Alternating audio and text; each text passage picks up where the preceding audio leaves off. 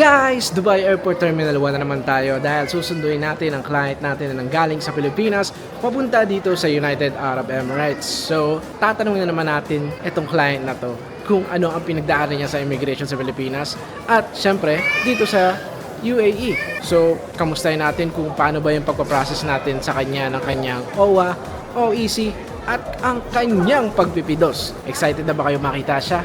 Samahan niyo ako. Halika, kamustahin natin siya kung ano ba yung ginawa niya.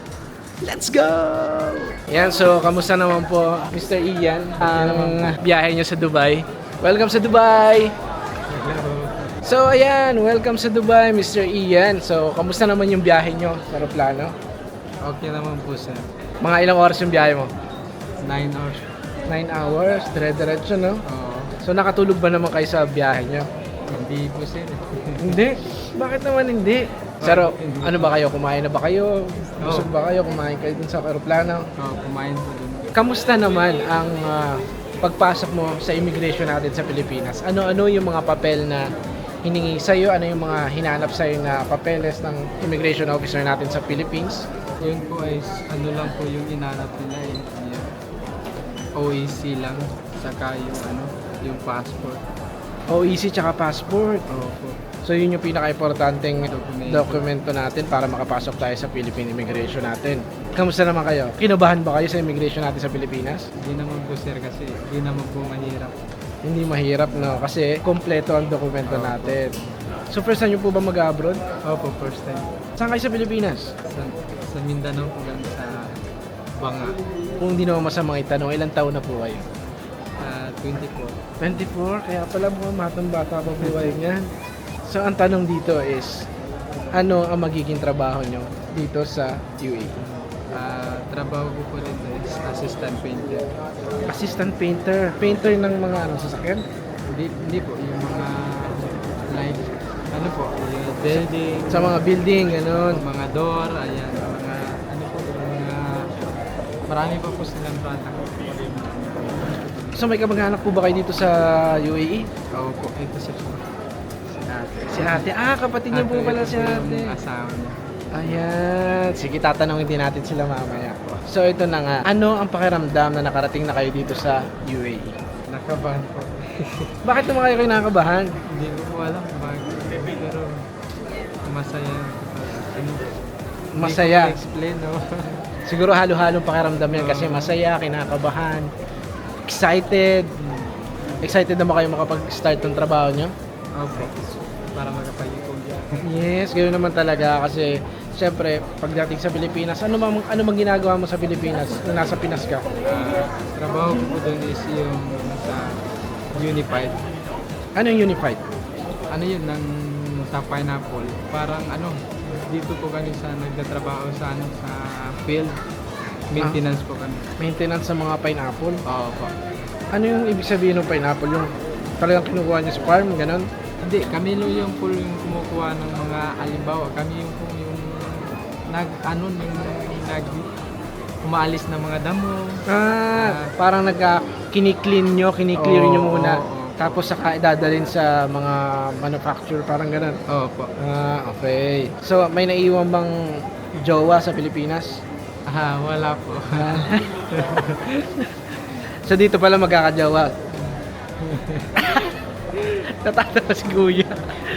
Nakarating ka dito sa UAE ng may trabaho na. At syempre, in a legal way yan, with the help of our recruitment agency in the Philippines, and of course, ng ABA or Al-Babalabiyad, ay nakarating ka dito ng legal. No? So, ang tanong, saan mo ba nakita yung, yung company namin, yung ABA? Kay Kuya Well?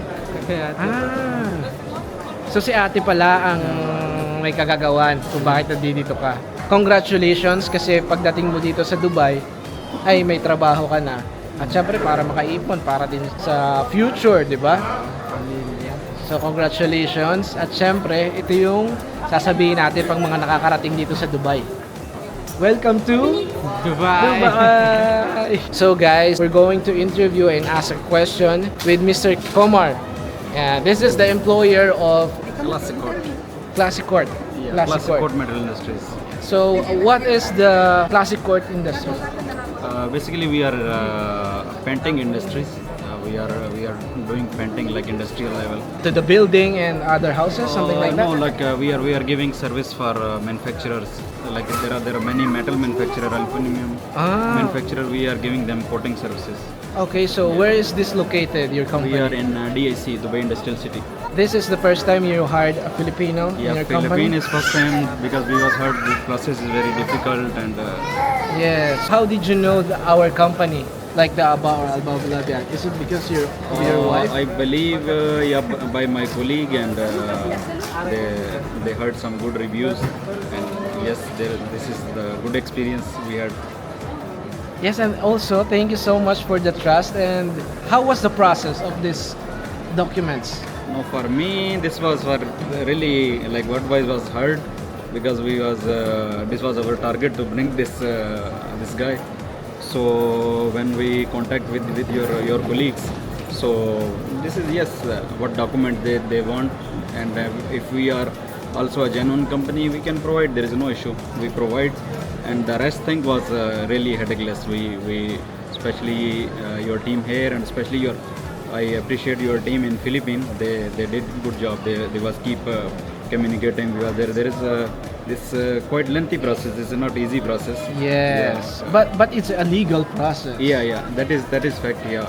Okay, that is my side also. If you are spending money and you are giving a little more and you are getting like 100% service, so definitely Yes. I So prefer.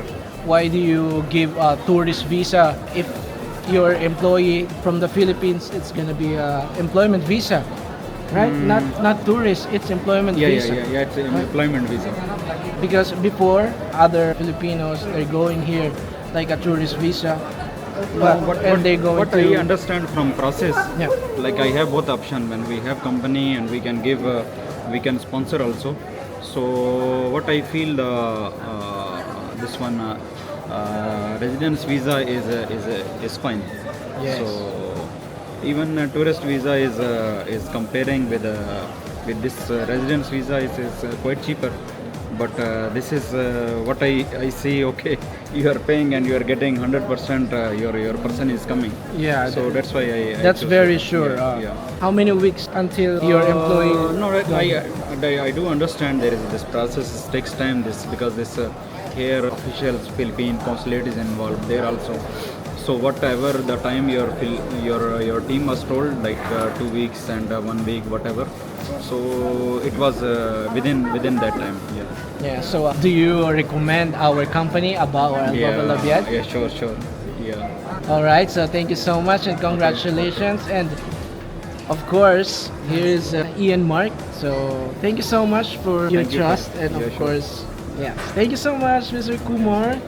Thank you. So ayun na nga guys, successful na nakarating dito si Mr. Ian Mark at syempre kapangalan pa natin si Mr. Mark Ian at ayun na nga, first time mag-hire ng Filipino ng ating employer. At dahil sa ABA or Alba Balabiad, syempre ng ating Licensed Recruitment Agency in the Philippines ay nakarating siya dito ng may trabaho na para magsisimula na siya tomorrow agad-agad. Ganun talaga. Tsaka syempre sabi niya para makaipon. At ayun na nga, so kayo guys, kung may employer na kayo dito sa UAE, huwag na kayong mag-alinlangan na mag-message or magtanong sa amin sa ABA or Alba Balabiad dahil sigurado ako na tutulungan namin kayo dyan. So, message us on WhatsApp at sa mga social media na meron kami. Let's go!